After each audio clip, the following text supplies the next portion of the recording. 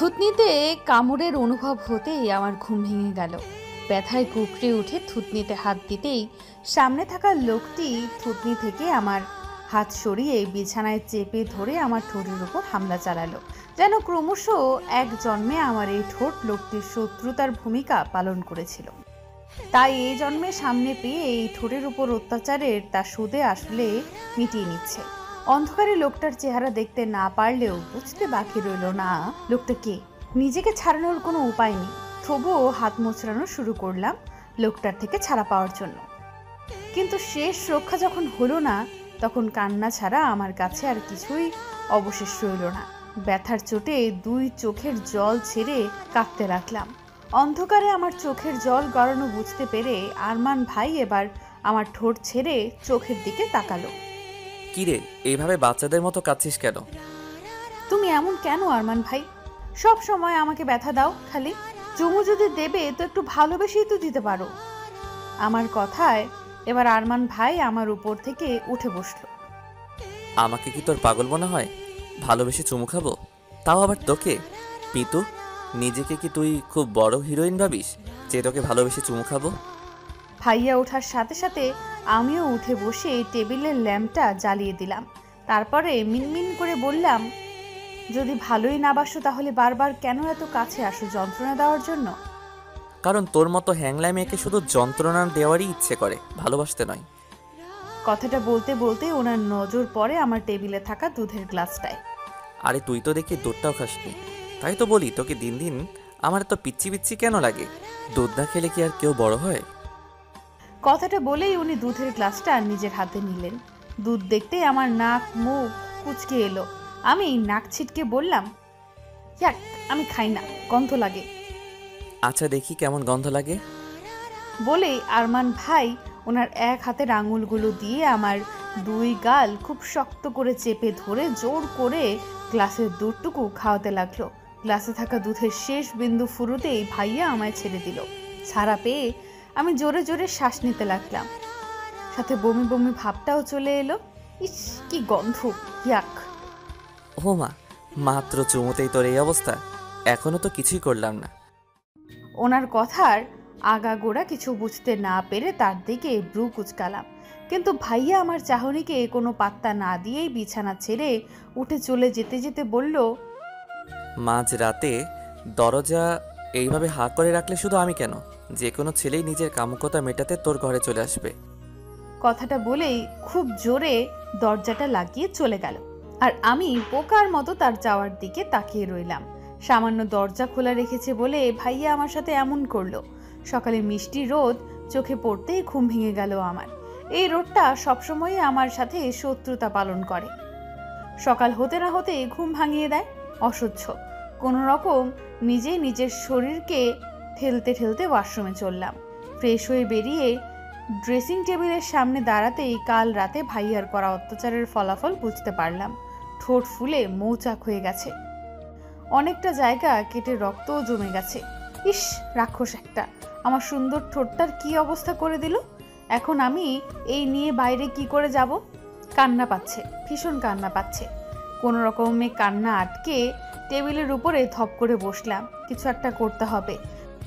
সকাল থেকে ঘর থেকে বের হইনি, একেবারে কলেজের জন্য রেডি হয়ে বেরোলাম। ঠোঁটের অবস্থা সবার থেকে আড়ল করার জন্য আজ ঠোঁটে ডার্ক লিপস্টিক দিয়েছি। ফ্যাকাশে ঠোঁটেও আর ডার্ক লিপস্টিক মানায় না, তাই চোখেও গাঢ় কাজল লেগেছি। সব দিক দিয়ে একদম ফিট হয়েই ঘর থেকে বেরিয়েছি। বসার ঘরে আসতেই মনে হলো, হ্যাঁ, আমি আমাদের বাড়িতেই আছি। যেই বাড়িটা শুধু একটা বাড়ি নয়, আস্ত চিড়িয়াখানা। আমার বাবারা 4 ভাই, যৌথ পরিবার হওয়ায় বাড়িতে সদস্য এত এত বেশি যে যে কোনো সময় সরকারের লোক এসে গ্রেফতার করে নিয়ে যেতে পারে জনসংখ্যা বৃদ্ধির অপরাধে। আমার বড় আব্বুর ছেলে আরমান ভাই আমাদের সব কাজিনদের থেকে বড়, আর আমার থেকে প্রায় 8 বছরের বড়। তার ছোট বোন লিজা আপু আমার থেকে 5 বছরের বড়।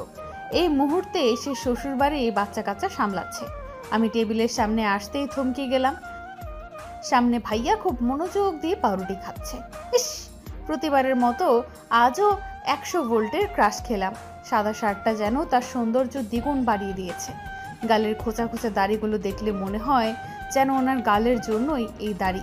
আর চুলগুলো উফ, দেখলেই ছুঁয়ে দেওয়ার ইচ্ছা করে। একটা লোক এতটা সুন্দর কি করে হয়? একটু কম সুন্দর হলে কি হতো? আহা, কি অ্যাটিটিউড! পরিবারের বড় ছেলে যেমন অ্যাটিটিউড, তেমনি হ্যান্ডসাম, তেমনি দায়িত্ববোধ সম্পন্ন। এই চিড়িয়াখানার মতো বাড়িতে বড় হওয়া সত্ত্বেও যে মানুষটা এতটা গম্ভীর হতে পারে তা ভাইয়াকে না দেখলে জানতেই পারতাম না। ভাইয়াকে পর্যবেক্ষণ করতে করতেই তার সামনের চেয়ার টেনে বসলাম। আমার পাশে আমার সেজু কাকুর মেয়ে ছায়া, আমার থেকে 1 বছরের ছোট। তার পাশে তার বড় ভাই আরিফ, আমার থেকে 2 বছরের বড়।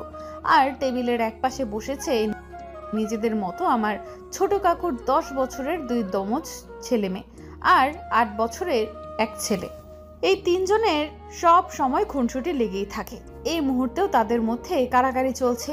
এ বলছে ওর পাউরুটি বেশি বড়, আর আরেকজন বলছে অন্যজনেরটা বেশি বড়। এই নিয়ে একজন আরেকজনের প্লেট থেকে পাউরুটি উঠিয়েই চলেছে। কিন্তু আমি এত পরীক্ষা নিরীক্ষা করারও আমার দুটো পাউরুটির মধ্যে পার্থক্য বের করতে পারলাম না। খাওয়া শেষ হতেই ছায়া আর আমি একসাথে বাড়ি থেকে বেরিয়ে এলাম। দুজনে একই কলেজে পড়ি, শুধু ইয়ার আলাদা। আমরা দুজনে আমাদের গাড়ির দিকে এগিয়ে যেতেই পেছন থেকে ভাইয়া ডেকে উঠল। মিতু, স্টপ দেয়ার। তার ডাকে আমরা দুজনেই দাঁড়িয়ে পড়লাম। ভাইয়া আমাদের কাছে এসে ছায়ার দিকে তাকিয়ে বলল, তুই কি গাড়িতে বস, আমরা আসছি। ভাইয়ার কথা শুনে ছায়া কিছু না বলে মাথা নিচু করে গাড়িতে গিয়ে বসলো। ভাইয়ার মুখের উপর কথা বলার সাহস কারোরই নেই। আমিও মাথা নিচু করে দাঁড়িয়ে আছি। ভাইয়া আমার দিকে একটা রুমাল এগিয়ে দিয়ে বলল, ঠোঁটে লিপস্টিকটা মুছে নে, তোর ঠোঁটে এই লিপস্টিক মানানসই নয়, বিশ্রী দেখাচ্ছে।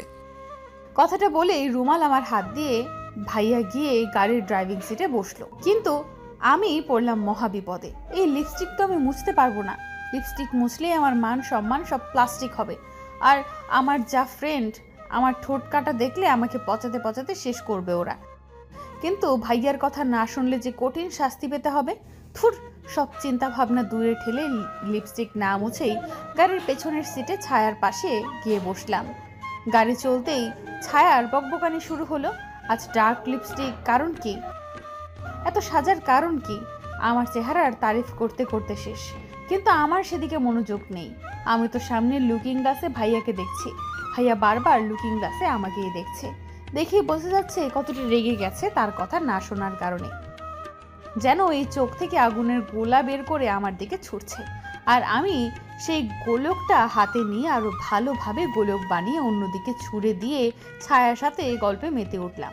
কারণ আমি জানি এখন আর পরে হোক, শাস্তি আমাকে পেতেই হবে। একের পর এক অনবরত বেতের আঘাতে আমার হাতের সাদা তালু লাল রক্তবর্ণে পরিণত হয়েছে।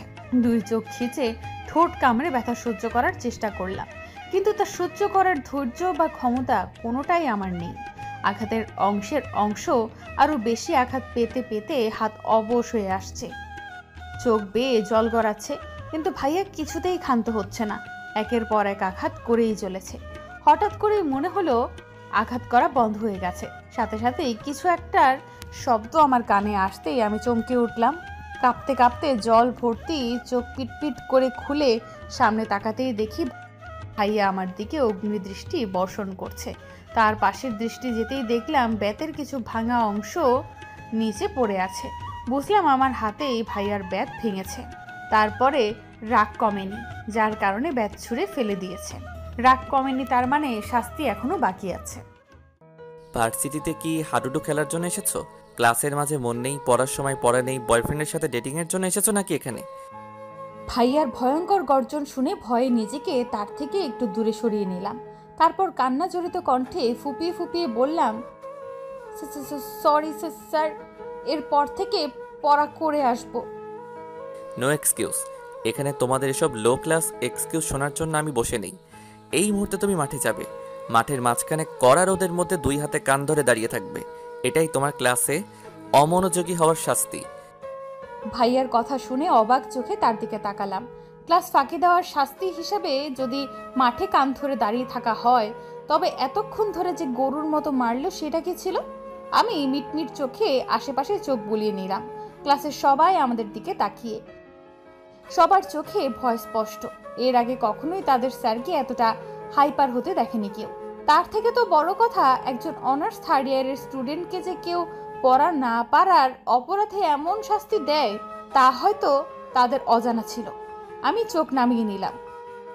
এখানে কি কম অপমানিত হলাম যে মাঠে গিয়ে নিজেকে আরো বেশি ধুয়ে ধুয়ে অপমানিত করাতে হবে?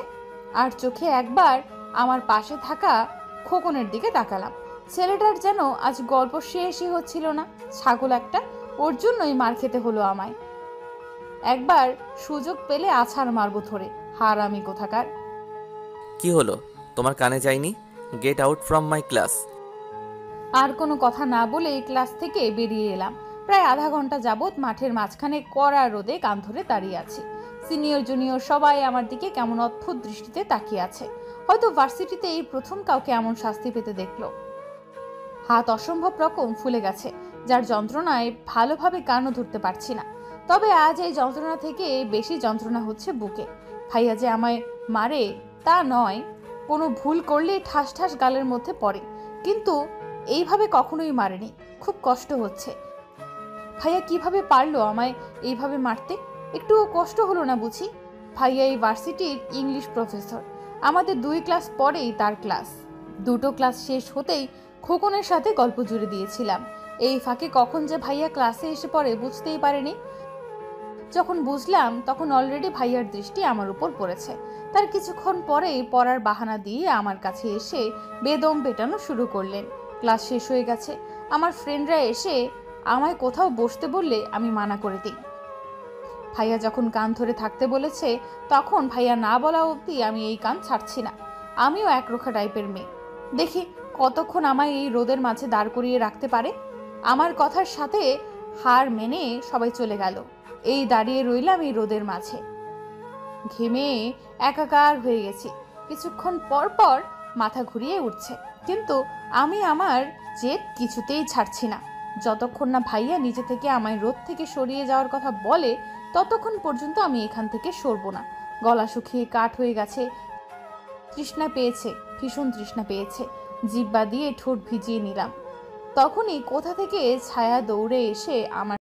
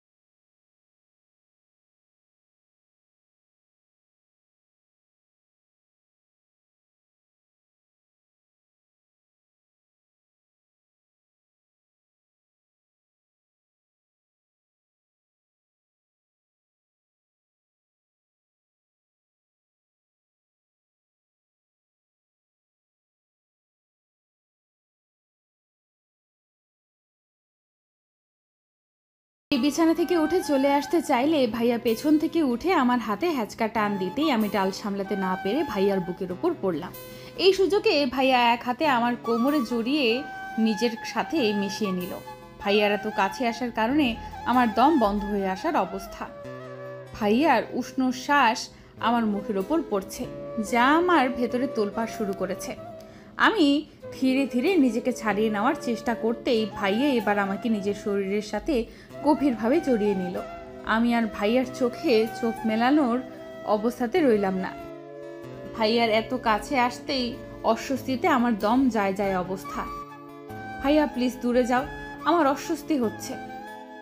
আমি কাছে এলেই বুঝি তোর অস্বস্তি হয়? খোকন যখন তোর ক্লোজ হয় তখন অস্বস্তি হয় না? এখানে খোকন কোথা থেকে আসছে?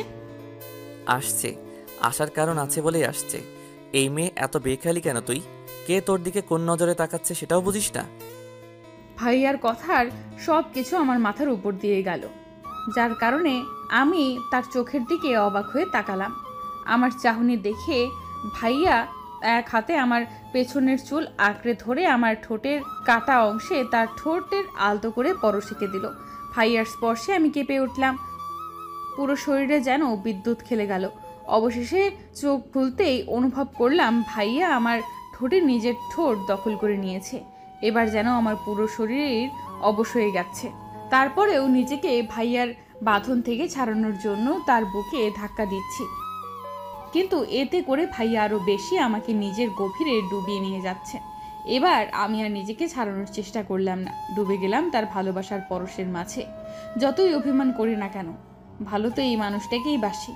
বেশ কিছু সময় পর ভাইয়া আমার ঠোঁট ছেড়ে গলায় নেমে গেল।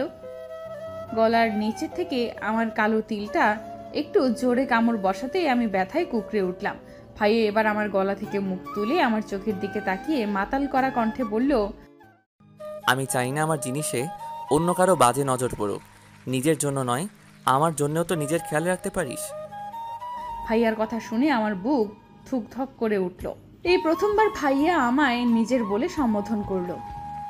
ভালোবাসো আমায়? কথাটা বলেই ভাইয়ার চোখের দিকে তাকালাম উত্তর খোঁজার চেষ্টায়, কিন্তু আরমান ভাই আমার সব চেষ্টায় জল ঢেলে আমায় বিছানার উপর ছুঁড়ে ফেলে বলল, বয়স কত তোর? এই বয়সে প্রেম প্রীতির কথা ভাবিস? লজ্জা করে না? আগে বড় হয়ে নে, তারপর না হয় এসব কথা বলতে আসিস। আর তার আগে হাতে মলমটা লাগিয়ে নে। এটাও তুমি নিজে লাগিয়ে দেবে না? মারার সময় তো নিজের হাতেই মেরেছিলে। চাকর নই তোর যে মলম লাগিয়ে দেব। ইচ্ছে হলে মলম লাগা, না হলে ছুঁড়ে ফেলে দে। কথাটা বলেই গটগট করে রুম থেকে বেরিয়ে গেল আরমান ভাই। আমি অবাকের চরম সীমায়। কি এমন বললাম যার কারণে এত রাগ দেখালো? তবে যাই হোক, ভাইয়া আমায় এটা বলেনি যে ও আমায় ভালোবাসে না। বলেছে আমার বয়স হয়নি, কিন্তু আমি তো 18+। আর কত বড় হতে হবে আমায়? আর যদি প্রেম করারই বয়স হয়নি, তাহলে যে ও আমায় এইভাবে যখন তখন চুমু খায় সেটার বয়স হয়েছে আমার? ধুর বাবা, যতই ভাবছি ততই কনফিউশন।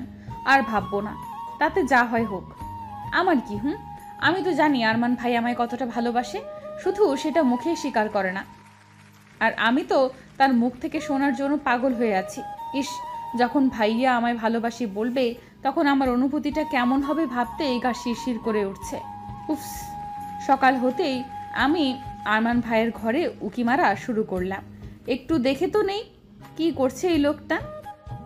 তার ঘরের দরজা খুলে মাথা ভেতরের দিকে উকি মারলাম, কিন্তু এ কি, আরমান ভাইয়া কোথায়?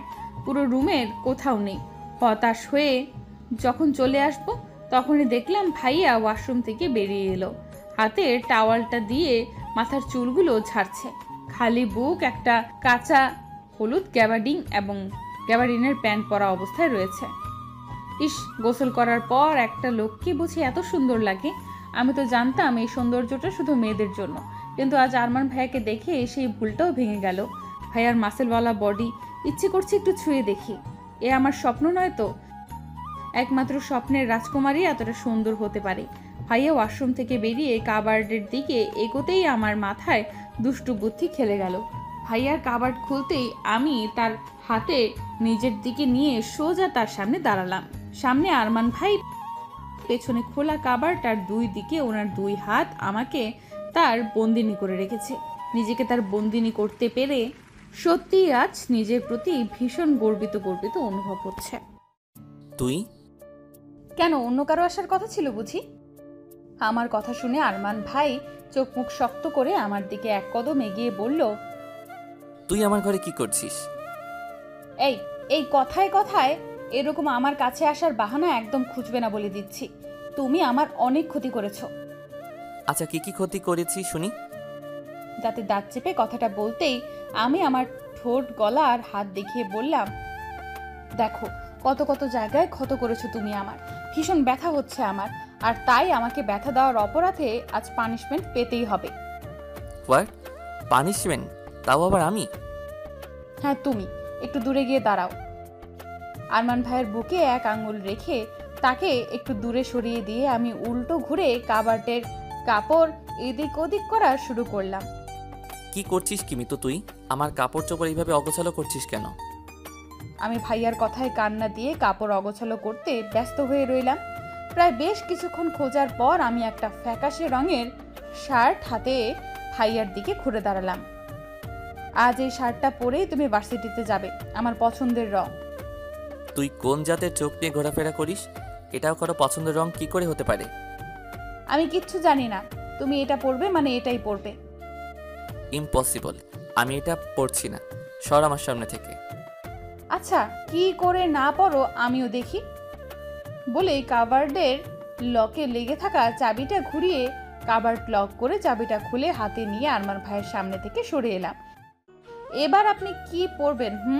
এই শার্ট ছাড়া আপনার কাছে কোনো উপায়ও নেই। মিতু, খুব বাড়াবাড়ি করছিস কিন্তু। চাবি দে আমাকে। না দেব না। মিতু, স্টপ দেয়ার। চাবি আমায় দে, নয়তো খুব খারাপ হয়ে যাবে কিন্তু।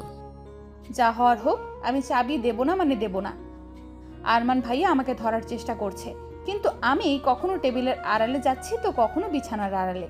আমি জানি এই ঘরে থাকলে আমায় ধরা পড়তেই হবে, তাই আমি সুযোগ বুঝে ঘর থেকে বের হওয়ার জন্য দরজার দিকে পা বাড়াতেই পেছনে কেউ আমার হাতে হ্যাচকা টানে সোজা পাশের দেওয়ালে চেপে ধরলো। হঠাৎ এমন হওয়ায় আমি ভয় পেয়ে যাই।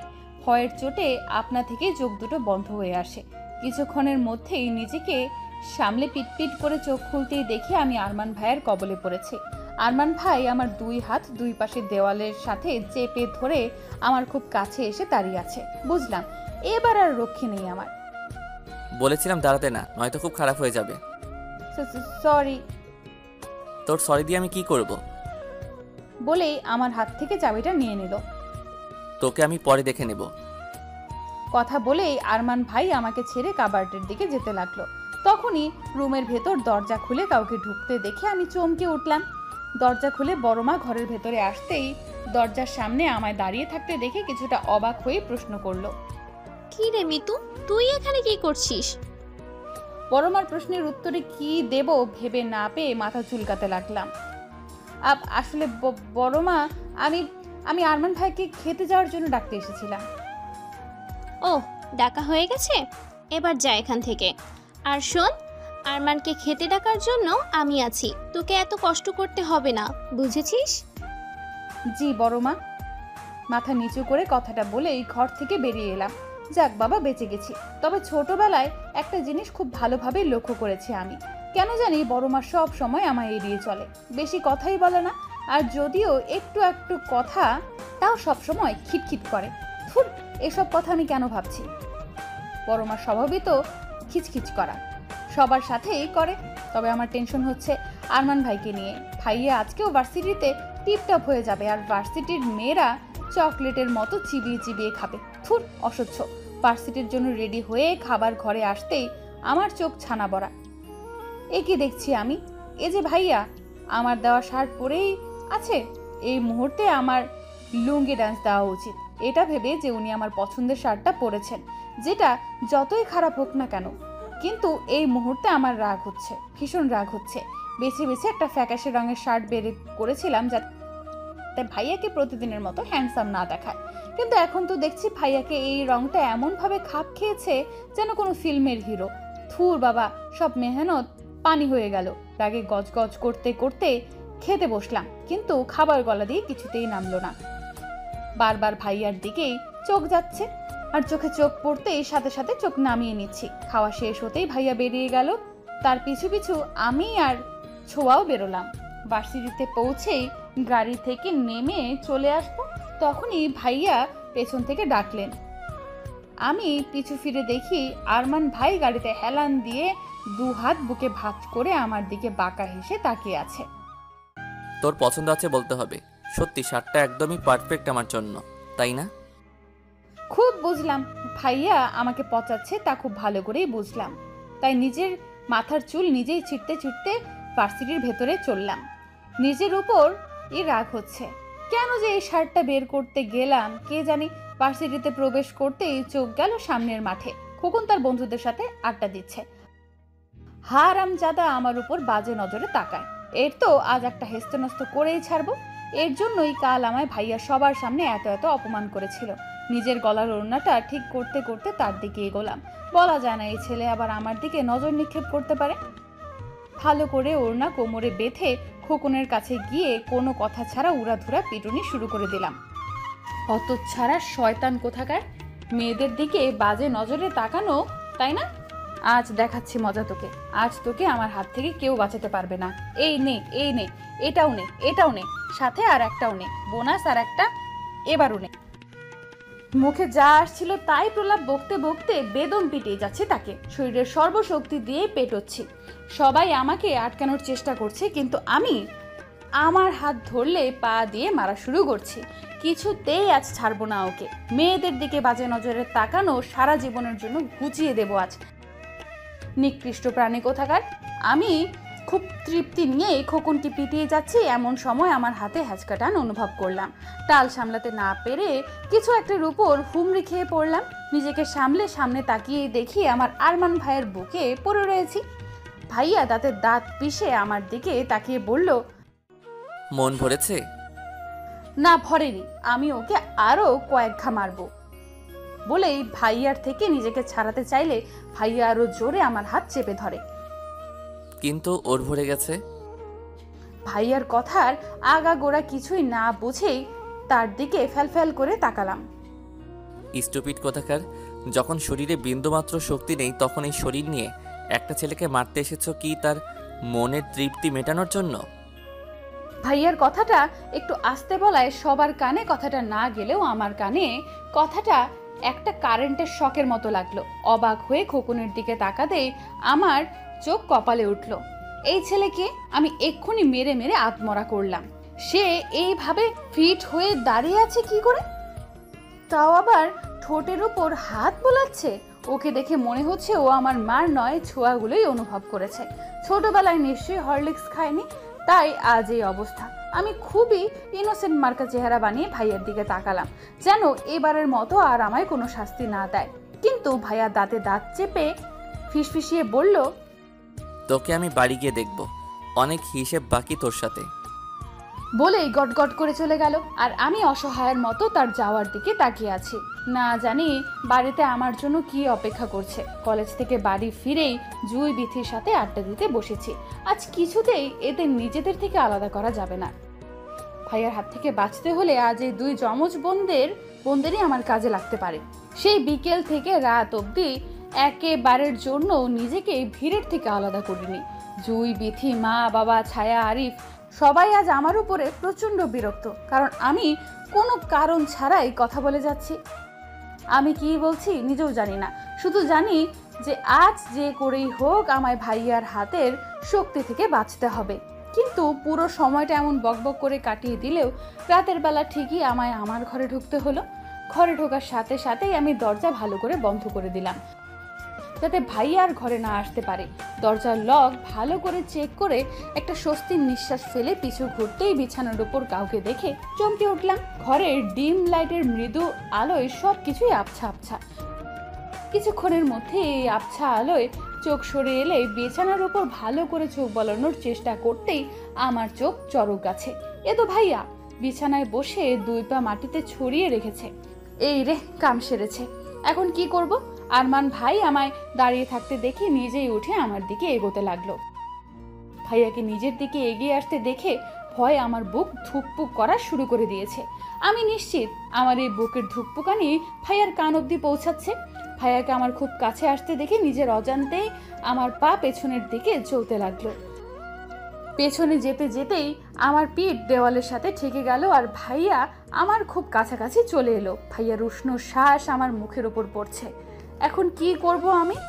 বুদ্ধি করে পাশ কাটিয়ে চলে আসার চেষ্টা করতেই ভাইয়া তার দুই হাত আমার দুই পাশের দেওয়ালে রাখলো। আজ আমি আবার তার বন্দিনী হলাম। ভাইয়া এত কাছে চলে আসায় আমি প্রায় দম বন্ধ করা অবস্থায়। নিজের দম বন্ধ রাখার চেষ্টায় শ্বাসের ঘনত্ব আরও বেশি বেড়ে গেল। চোখ বন্ধ করে ভাইয়ার পরবর্তী পদক্ষেপের অপেক্ষা করতে লাগলাম। তখনই ভাইয়া তার কারাকারির ভারী কণ্ঠে বলে উঠল, কান ধর। কথাটা শুনেই আমি চট করে চোখ মেলে তাকালাম। কি হলো? আমার কথা কানে গেল না? আসলে ভাইয়া। চুপচাপ কান ধর। বুঝলাম, কান ধরা ছাড়া আর কোনো উপায় নেই। কলেজেও মাস্টারগিরি খাটাবে, আবার বাড়িতেও খাটাবে, অসহ্য। মনে মনে হাজার গালি দিতে দিতে আমি দুই হাতে কান ধরলাম। এবার ভাইয়া গিয়ে আয়েশ করে বিছানার উপর বসতে বসতে বলল, এবার এক পা উপরে তোল। লও ঠেলা, কান ধরতেই শেষ নয়, এখন আবার পাও উপরে তুলতে হবে। আজ তো আমি গেছি, কেন যে এই হারামিটাকে মারতে গেলাম কে জানে।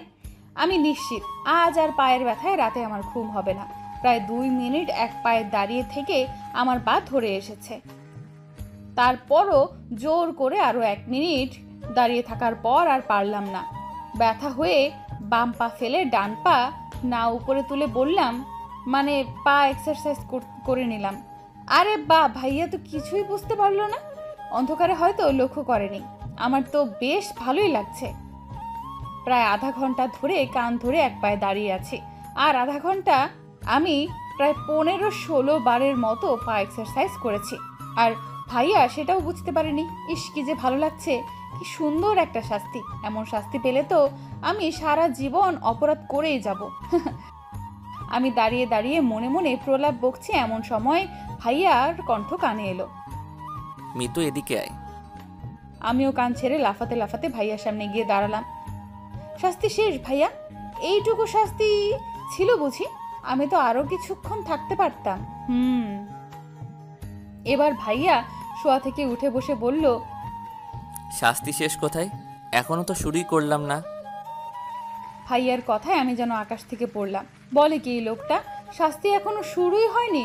তো আমি এতক্ষণ কান ধরিয়ে এক পায়ে দাঁড় করিয়ে রাখার কারণ কি ছিল? শাস্তি শুরু হয়নি? কয়বার পা বদলেছিস?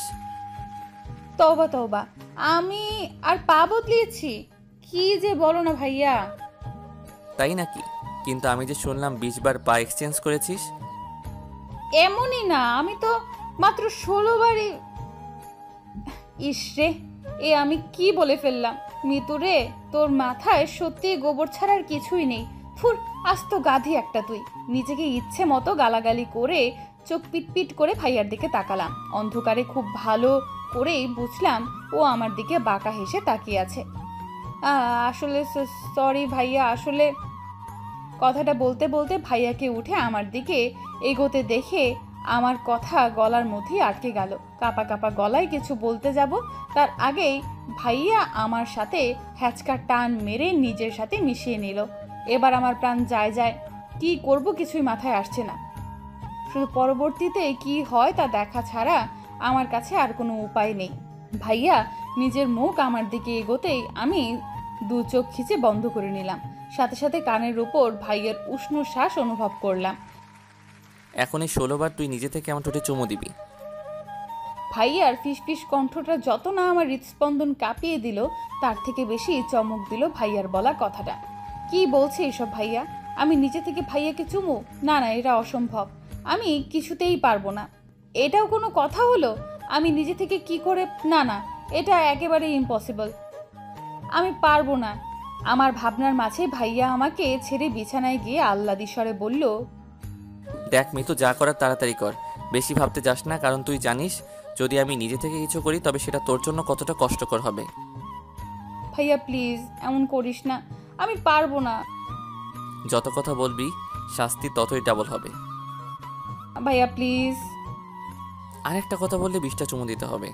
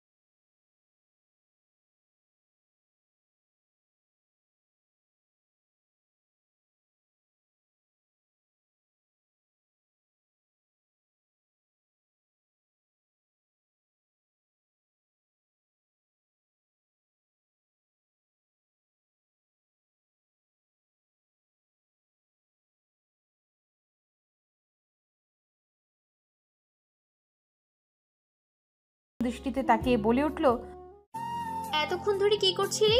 দরজা খুলছিলি না কেন? আসলে বড় মা খুব ঘুম পেয়েছিল, তাই ঘুমিয়ে পড়েছিলাম। তুমি দরজা ধাক্কা দিচ্ছ, আমি তো বলতেই পারবো না। তাই নাকি? তা এমন কি মরার ঘুম ঘুমোচ্ছিলি যে এত ধাক্কানোর পরও তোর ঘুম ভাঙেনি? এসব কথা বাদ দাও, তুমি বলো এত রাতে তুমি আমার ঘরে কি করছো? মিনমিন করে কথাটা বলতেই বড় মা গর্জন করে উঠল। আরমান কোথায় বলতে পারবি? কথাটা শুনেই আমি চমকে উঠলাম। বড় মা এদিক ওদিক নজর দিচ্ছেন। আরমান ভাই কোথায় আমি কি করে বলবো? আমি তো ঘুমিয়েছিলাম। কেন, কি হয়েছে? না কিছু না, আরমান আর ঘরে নেই, তাই ভাবলাম এখানে এসেছি কিনা। তুই ঘুমো, আমি যাই। কথাটা বলেই বড় মা ঘর থেকে বেরিয়ে গেল, আর আমি সাথে সাথে দরজা লাগিয়ে ঘরের লাইট জ্বালিয়ে দিলাম। খাটের তলার, টেবিলের তলা, বাথরুম, আলমারির পেছনে সব জায়গায় খুঁজেও ভাইয়াকে কোথাও খুঁজে পেলাম না। গেল কোথায় লোকটা? ঘরের এদিক ওদিক দেখতে দেখতে বারান্দায় আসতে দেখি ভাইয়া আমার বারান্দার নিচে দাঁড়িয়ে আমার দিকে তাকিয়ে আছে। তার মানে ভাইয়া পাইপ বেয়ে নিচে নেমে গেছে। আমাকে এক নজর দেখেই ও সেখান থেকে চলে গেল। বুঝলাম ভাইয়া এবার সদর দরজা দিয়ে ঘরের ভেতরে ঢুকবে। বুকের ওপর এক হাত রেখে একটা স্বস্তির নিঃশ্বাস ছাড়লাম। খুব বড় বাঁচা বেঁচে গেছি আজ। নিজের ঘরে এসে ড্রেসিং টেবিলের নিচের প্রতিবিম্বর উপরে নজর পড়লো আমার। আমি এক পা দুপা করে আয়নার সামনে দাঁড়ালাম।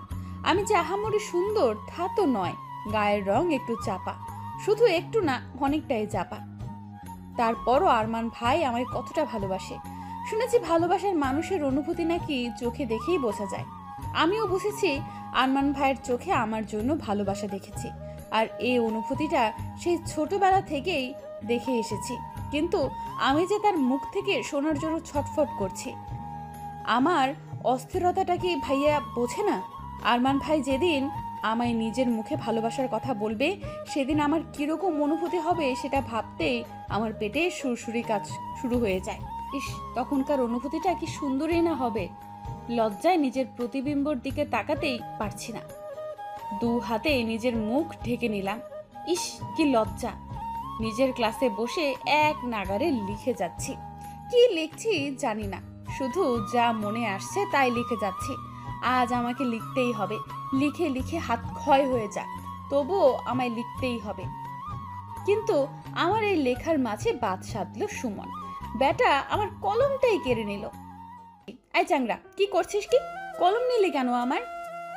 বেশ করেছি, নিয়েছি, ইচ্ছে হলে আরো নেব। এই কলম কি তোর বাপের সম্পত্তি নাকি? ইচ্ছে হলো আর নিলি? দে আমাকে আমার কলম, লিখবো আমি। আহারে, লিখবো আমি? পড়াশোনায় তো নবঘণ্ট। এখন ইনি আমাদের লেখালেখি দেখাতে এসেছেন। তা কি লিখেছিলি দেখি একটু। কেন দেখাবো? দেখাবো না, একটুও দেখাবো না। আগে আমার কলম দে বলছি। এটা এই মুহূর্তে তুই আর পাচ্ছিস না, বুঝলি? বলেই এক বেঞ্চের পেছনে গিয়ে বসলো। আচ্ছা, দিবি না তো? দাঁড়া, দেখাচ্ছি মজা। কথাটা বলেই হাতে থাকা খাতাটা মুড়িয়ে তার পিঠে সর্বশক্তি দিয়ে মারা শুরু করলাম। সে আমার হাত থেকে বাঁচার চেষ্টা করে চলেছে আর আমি তাকে মেরেই চলেছি। আর আমার পাশে বসে থাকা বন্ধুরা আমাদের কাণ্ড দেখে হেসেই চলেছে। বুঝলাম না এখানে হাসার মতো কি হলো। আমি একা এত কষ্ট করে মারছি, কোথায় আমায় একটু হেল্প করবে তা না, শুধু দাঁত কেলিয়ে যাচ্ছে হারামির দল কোথাকার।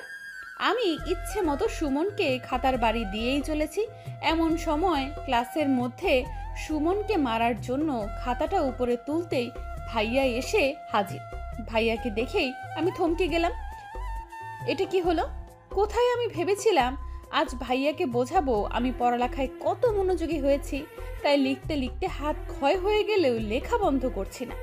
কিন্তু হলো তো তার উল্টোটা। এখন কি করব? তাড়াতাড়ি হাতের খাতাটা ভালো করে নিয়ে নিজের বেঞ্চে এসে দাঁড়ালাম। ভাইয়াকে দেখে সবাই অলরেডি দাঁড়িয়ে গেছে, কিন্তু ভাইয়া দরজার কাছে এসেই আমাকে ওইভাবে দেখে কিছুক্ষণ থমকে রইল। তারপর কোনো কথা ছাড়াই রুম থেকে বেরিয়ে গেল। ভাইয়ার এমন কাজে সবাই হতবাক। আমি বেঞ্চ থেকে সরে জানালা দিয়ে দেখার চেষ্টা করলাম ভাইয়া বাইরে কি করছে। গ্রিলওয়ালা জানালা ভেদ করে দেখলাম ভাইয়া দু হাত কেমনে রেখে জোরে জোরে শ্বাস নিচ্ছে আর এদিক ওদিক তাকাচ্ছে। বুঝলাম ভাইয়া নিজের রাগ সংবরণ করার চেষ্টা করছে। তার মানে আজও আমার আর নিস্তার নেই। আজও কি তাহলে আমায় মার খেতে হবে? আজ যদি সেদিনের মতো মারে, এবার আর জীবিত থাকবো না, মরেই যাব আমি। কথাটা ভাবতেই আমার অন্তরাত্মা কেঁপে ওঠে। তখনই আমার মনে হলো, আচ্ছা ভাইয়া কি কোনো রকম জেলাস ফিল করছে আমায় নিয়ে, সুমনের উপর? কথাটা ভাবতেই আমার চোখ মুখ উজ্জ্বল হয়ে উঠল। পেয়ে গেছি রাস্তা। কিভাবে ভাইয়ার মুখে ভালোবাসি কথাটা বলতে হয় তা খুব ভালোভাবেই বুঝে গেছি আমি। আগে আগে দেখো হোতা হ্যাঁ ক্যা।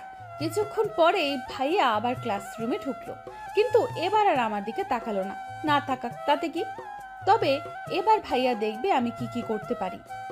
ভাইয়া তার ক্লাস শুরু করে দিল আর এদিকে আমি আমার কাজ। ক্লাসের মাঝে অনেক বাহানায় সুমনের কাছে কথা বলতে লাগলাম, মুখ টিপে টিপে হাসতে লাগলাম। পড়া দেখানোর নাম করে গল্প করা শুরু করলাম। লেখার সময় খাতা থেকে ওর হাত সরিয়ে দেওয়ার নাম করে ওর হাত ধরতেই সামনে থেকে ভাইয়ার গর্জনরত আওয়াজ কানে ভেসে উঠল। Enough is enough, damn it. ভাইয়ার এমন গর্জনে ক্লাসে থাকা প্রায় সকলেই চমকে উঠল। হঠাৎ ভাইয়ার এমন ব্যবহারে কারোরই মাথায় ঢুকলো না। ভাইয়ার টেবিলের উপর 2 হাত দিয়ে দাঁড়িয়ে আছে, রাগে চোখ লাল বর্ণ ধারণ করেছে। ভাইয়ার এই রূপ দেখে আমি নিজেও ভয় পেয়ে গেলাম। এবার এসে আবার আমাকে পেটানো শুরু করবে না তো?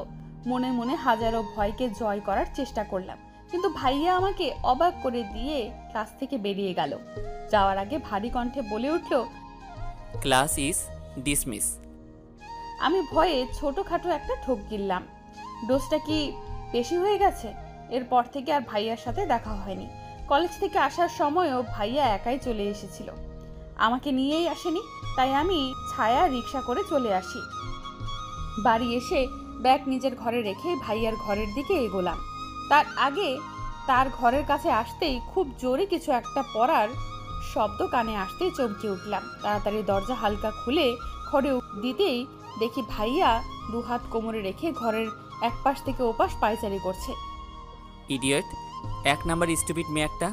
এতবার এত শাস্তি দেওয়ার পরেও আবার সেই ছেলেদের কাছেই গিয়ে ঢলে পড়ে ইডিয়েটটা। সহ্য হয় না আমার ওকে কোনো ছেলের সাথে। এই বিষয়টা কি বোঝে না ওই স্টুপিডটা? নিজে নিজেই কথাগুলো বিড়বিড় করে আয়নার সামনে গিয়ে দাঁড়ালো। চোখ দুটো ছোট ছোট করে আয়নায় নিজেকে খুঁটিয়ে খুঁটিয়ে দেখে বলল, ভার্সিটির প্রফেসর আমি, আর একজন প্রফেসর হয়ে কি না নিজের ছাত্রের উপরে জেলাস হচ্ছি, তাও ওই ইডিয়েটটার জন্য। ইউ ফুল। কথাটা বলেই খুব জোরে সামনে থাকা টুলে লাথি মেরে ওয়াশরুমের ভেতরে ঢুকে গেল। ভাইয়া রেহেন কাজে এতক্ষণ আমি মুখ চেপে হাসছিলাম। ভাইয়া ওয়াশরুমে ঢুকতেই আমি রুমের ভেতরে ঢুকে গেলাম। কেন জানি না এক মুহূর্তে আমার ভাংরা নাচার ইচ্ছে হচ্ছে। ইস, ভাইয়া আমায় নিয়ে জেলাস, ভাবা যায়?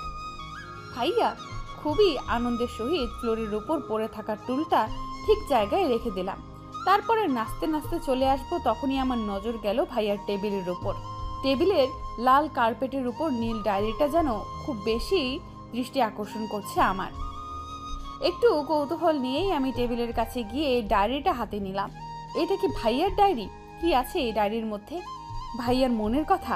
এবার কৌতূহলটা যেন আরো বেড়ে গেল। আমি জানতে চাই ভাইয়ার মনের কথা।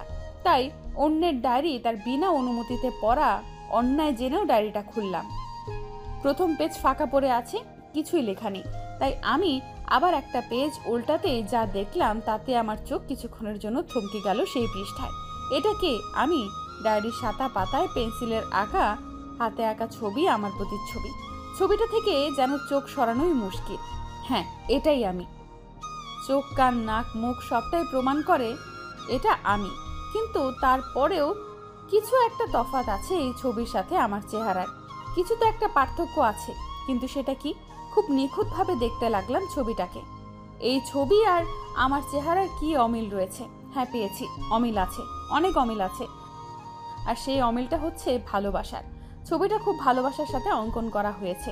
এই চোখ শুধু চোখ নয়, এই চোখে যে হাজারো মায়ায় ভিড়। আচ্ছা, আমার চোখে কি আদৌ এতটা মায়া আছে? আমার তো মনে হয় না আছে। আর এই ঠোঁটের কোণে লেগে থাকা মৃদু হাসিটা, এ যেন কোনো সাগরের ঢেউ। আমার হাসি কি সত্যি এতটা সুন্দর? আচ্ছা, এই আমি কি আরমান ভাইয়ের মনের আমি? ভাইয়ার মনে আমার এতটা সৌন্দর্য বিরাজ করে? চোখের কোণ বেয়ে জল গড়িয়ে পড়ল। কতটা ভালোবাসলে মানুষ এতটা নিখুঁতভাবে কারো প্রতিচ্ছবি আঁকতে পারে? আমার কৌতূহল আবারও বেড়ে গেল। ভাইয়ার বুকে আমার জন্য ভালোবাসার পরিমাণ জানার আগ্রহ আরো বেশি বেড়ে গেল। তাই আমি আবার একটা পেজ উল্টালাম। আর ওই পেজে যা দেখলাম তা দেখার পর আমার হার্টবিট কিছুক্ষণের জন্য থমকে গেল। নিজেকে আর আটকে রাখতে পারলাম না, শব্দ করে কেঁদেই দিলাম। ডায়েরির সাদা কাগজে বড় বড় অক্ষরে লেখা, ভালোবাসি মিতু। এই লেখাটা দেখে মনে হচ্ছে ভাইয়া যেন আমার সামনে চিৎকার করে বলছে, ভালোবাসি মিতু, খুব খুব বেশি ভালোবাসি তোকে। তুই আমার ঘরে কি করছিস? আমার সেই চিরচেনা চমৎকার কণ্ঠটা শুনে আমি চট করে পিছু ফিরে তাকালাম। ভাইয়া টাওয়াল হাতে দাঁড়িয়ে আছে। হয়তো চোখে মুখের লাল আভাটা দূর করার জন্যই চোখ মুখে পানি দিয়েছে। আমার হাতে নিজের ডায়েরিটা দেখে চোখ মুখ শক্ত করে ধমক দিয়ে উঠল। তুই জানিস না কারো অনুমতি ছাড়া তার ডায়েরিতে হাত দিতে নেই? মিনিমাম এই কমন সেন্সটুকু তোর নেই? ভাইয়া আমাকে বকেই যাচ্ছে, কিন্তু আমি তার কথা শোনার মতো অবস্থায় নেই। নিজের অজান্তেই হাত থেকে ডায়েরিটা পড়ে যায়। নিজেকে আর ধরে রাখতে পারলাম না। দৌড়ে গিয়ে ভাইয়ার বুকে ঝাঁপিয়ে পড়ে হাউমাউ করে কাঁদতে লাগলাম। আজ এত সুখ সুখ কেন লাগছে আমার? যেন পৃথিবীর সব সুখ এসে এই বুকে বাসা বেঁধেছে, আর আমি এই বুকের একমাত্র অধিকারিণী। সত্যি আমি খুব ভাগ্যবতী। এমন ভালোবাসার মানুষ কয়জনে বা পায়? ভাইয়া হয়তো আমার এমন কাজে বুদ্ধিহীন হয়ে গেছে, হয়তো ভাবতে পারিনি আমি এমন কিছু করব। এতটা সুখের মাঝেও আমি অনুভব করলাম ভাইয়া ধীরে ধীরে তার হাত তুলছে, হয়তো আমায় নিজের সাথে আরো গভীরে জড়িয়ে নেওয়ার জন্য। তাই আমি আরো শক্তভাবে তার বুকে মাথা গুজে দিলাম। এমন সময় বড় মা কণ্ঠ কানে ভেসে এলো। বড় মার ডাক শুনে আমি ছিটকে দূরে সরে গেলাম। নিজের চোখ মুখ মুছে স্বাভাবিক হওয়ার চেষ্টা করলাম, কিন্তু ভাইয়া এখনো ওইভাবেই দাঁড়িয়ে আছে, যেন এখনো তার ঘোর কাটেনি। কিছুক্ষণের মধ্যেই বড় মা ঘরের ভেতরে ঢুকলো। আরমান তাড়াতাড়ি রেডি হয়ে। আমাকে দেখেই বড় মা কথা বলা থামিয়ে দিল। আমি মাথা নিচু করে আছি আর ভাবছি, বড় মা যদি জিজ্ঞেস করে আমি এখানে কি করছি, তাহলে কি উত্তর দেব। কিন্তু আমাকে অবাক করে দিয়ে বড় মা আমাকে এড়িয়ে আরমান ভাইয়ের দিকে তাকালো। আরমান তাড়াতাড়ি রেডি হয়ে নে, আমরা বেরোবো। এবার মনে হয় ভাইয়ার ধ্যান ভাঙলো। হালকা কেশে বলে উঠল, কোথায় যাওয়ার কথা বলছো? সেটা না হয় গেলেই দেখতে পাবি। এখন তাড়াতাড়ি রেডি হয়ে নে, তো সময় নেই। আমি কোথাও যাচ্ছি না। আমি এখানে তোর কোনো মতামত নিতে আসিনি, তোকে বলতে এসেছি। তুই যাচ্ছিস মানে যাচ্ছিস, আর কোনো কথা শুনতে চাই না আমি। বলেই বড়মা ঘর থেকে বেরিয়ে যেতেই ভাইয়া পা দিয়ে খুব জোরে বেডের লাথি মেরে চোখ মুখ শক্ত করে আমার দিকে তাকালো। আর আমি এই শব্দে কেঁপে উঠলাম। বুঝলাম না বড়মা বাইরে যেতে বলেছে, তা নিয়ে এত রাগ করার কি আছে? সামান্য বাইরেই তো যেতে বলেছে। সেসব যাক, আমি এবার মাথা নিচু করে ঘর থেকে বেরিয়ে আসলাম।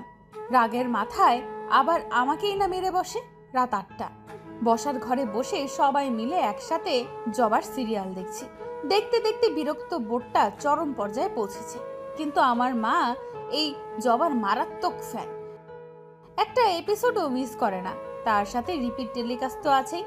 উফ, কিভাবে যে মায়ের ব্রেনের জিনিসটা সহ্য করে কে জানে। তবে আমার টেনশন হচ্ছে ভাইয়াদের নিয়ে। এখন অবধি এলো না কেন তারা? সে কখন বড় আব্বু বড় মা আমার বাবা আর ভাইয়া বেরিয়েছে, কিন্তু এখন অবধি ফিরল না। কি করছে এতক্ষণ যাবৎ বাইরে? আমার ভাবনা শেষ হতে না হতেই দরজার কলিং বেল বেজে উঠল। আমি দৌড়ে গিয়ে দরজা খুলে দিলাম। হ্যাঁ, ভাইয়ারাই এসেছে।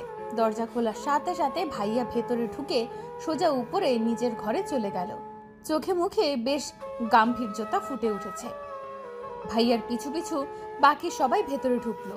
বাবা, বড় আব্বু, বড় আম্মু গিয়ে সোফাতে বসতেই আমি দৌড়ে রান্নাঘরে গেলাম ওদের জন্য পানি আনতে। পানির ট্রেটা নিয়ে তাদের কাছে যেতে যেতেই বড় মা কথাটা কানে এলো।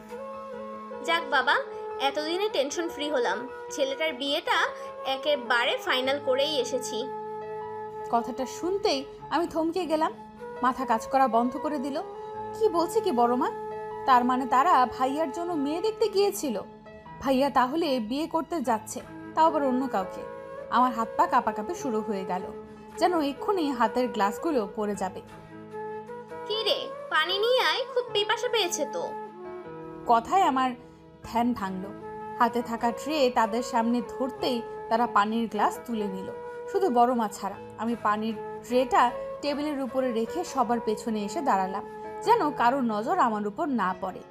সবাই ভাইয়ার হবু বউকে নিয়ে কথা বলছে। সে কত সুন্দর, সে কত স্মার্ট। কিন্তু এসব শুনে যে আমার বুকটা দুমড়ে মুচড়ে যাচ্ছে, সেটা কারোর নজরে পড়ছে না। নিজেকে আর আটকাতে পারলাম না। সবার আড়াল হয়ে ওখান থেকে চলে এলাম। ভাইয়ার নামের সাথে জুড়ে দেওয়া অন্য মেয়ের নাম, এই জিনিসটা যেন আমার একদমই সহ্য হচ্ছে না। মনের মধ্যে আবার হাজারো অভিযোগ জমা হলো ভাইয়ার বিরুদ্ধে। তাই ছাদে চলে এলাম। আজ আবার এই আকাশকে আমার অভিযোগ শুনতে হবে। কেন কেন ভাইয়া আমার সাথে এমনটা করলো? ভাইয়া তো ওখানে ছিল, তাই না? তার সামনে সবাই তার বিয়ে ঠিক করলো, অথচ সে কিছুই বলল না। হয়তো ওই মেয়ে খুব বেশি সুন্দর, তাই তো আমার কথা ভুলেই গেছে। ও কান্না পাচ্ছে, ভীষণ কান্না পাচ্ছে। আমি কি করে অন্যের সাথে ভাইয়াকে সহ্য করব? সামান্য নাম শুনতেই তো আমার বুক ফেটে যাচ্ছে। এখন কি করব আমি? কান্না ছাড়া যে আর কিছুই অবশেষ রইল না আমার। আপন মনে আকাশের দিকে তাকিয়ে কেঁদেই চলেছি। তখনই নিজের পেটে কারো হাতের স্পর্শ পেয়ে চমকে উঠলাম। মুহূর্তেই ওই হাত টেনে পিঠ তার বুকে ঠেকালো। বুঝতে বাকি রইল না এই হাতের মালিককে। রাগে মাথার রক টকবক করা শুরু করলো। আর সহ্য হলো না। আমি ভাইয়ের দিকে ঘুরেই দুই হাতে তার বুকে ধাক্কা দিয়ে নিজের থেকে সরিয়ে দেওয়ার চেষ্টা করলাম, কিন্তু পারলাম না। বরঞ্চ ও আমাকে আরো গভীরভাবে নিজের কাছে জড়িয়ে নিল। আমি তার বুকে ধাক্কা দিয়ে নিজেকে ছাড়ানোর চেষ্টা করেই যাচ্ছি। ছাড়ো আমাকে। কেন এসেছো এখানে? কষ্ট দিয়ে সেটাতে মলম লাগাতে? সেটাতে আবার পুরনো দিনের অভ্যাস এটা। কিন্তু এই ফর্মুলায় কোনো কাজে আসবে না। তুমি খুবই বাজে একটা লোক। যদি বিয়ে অন্য কাউকেই করার ছিল তাহলে কেন কেন আমার এত কাছে আসতে? আমার শরীর কি তোমার কাছে সস্তা মনে হয়? শুধুমাত্র তোমার সায়ে আজ আমি তোমায় এতটা ভালোবেসে ফেলেছি। এত অপমান সহ্য করেও আমি শুধু তোমাকেই ভালোবেসেছি। তোমার মুখের ভালোবাসি কথাটা শোনার জন্য ছটফট করেছি। এত কিছু হয়েছে শুধুমাত্র তোমার জন্য। কেন এত আশকারা দিয়েছো আমায়? ভালো যদি নাই বাসবে তাহলে কেন ভালোবাসার মানেটা শেখালে আমায়? কেন এত কষ্ট দিচ্ছ? সহ্য হচ্ছে না আমার। ভেতর থেকে দুমড়ে মুচড়ে ভেঙে পড়ছি আমি। দয়া করে আর কষ্ট দিতে এসো না। আর সহ্য করার ক্ষমতা নেই আমার। এক নাগারে কথাগুলো বলেই কান্নায় ভেঙে পড়লাম তার সামনে। এতে তার কি ভাবান্তর হলো বলতে পারবো না, কিন্তু হঠাৎই কানের কাছে কারো উষ্ণ শ্বাস অনুভব করলাম। ম্যাজিক দেখবি মিতো? ফিস ফিস করে কথাটা বলে এই ভাইয়া আমার দিকে তাকালো। আর আমি তার কথার মানে বুঝতে না পেরে ফ্যাল ফ্যাল করে তার চোখের দিকে তাকালাম। এটা কি মজা করার সময় যে ও আমায় এখন ম্যাজিক দেখাতে চাইছে? আমি কি বাচ্চা মেয়ে নাকি যে ম্যাজিক দেখেই আমি সব কষ্ট ভুলে যাব? এসব ভাবনার মাঝেই আমি অনুভব করলাম আমি হাওয়ায় ভাসছি। ভালো করে খেয়াল করে দেখলাম ভাইয়া আমায় কোলে তুলে নিয়েছে। কি করতে চাইছে কি ভাইয়া? কিছুই তো বুঝতে পারছি না। বসার ঘরে বসে থাকা সকলে আমাদের দিকে অবাক চোখে তাকিয়ে আছে। সকলের এমন চাহনি আমায় বেশ অস্বস্তিতে ফেলছে, যার কারণে আমি বারবার নিচু গলায় ভাইয়াকে আমায় নিচে নামাতে বলছি। কিন্তু ভাইয়ার তাতে কোনো হেলদোল হচ্ছে না।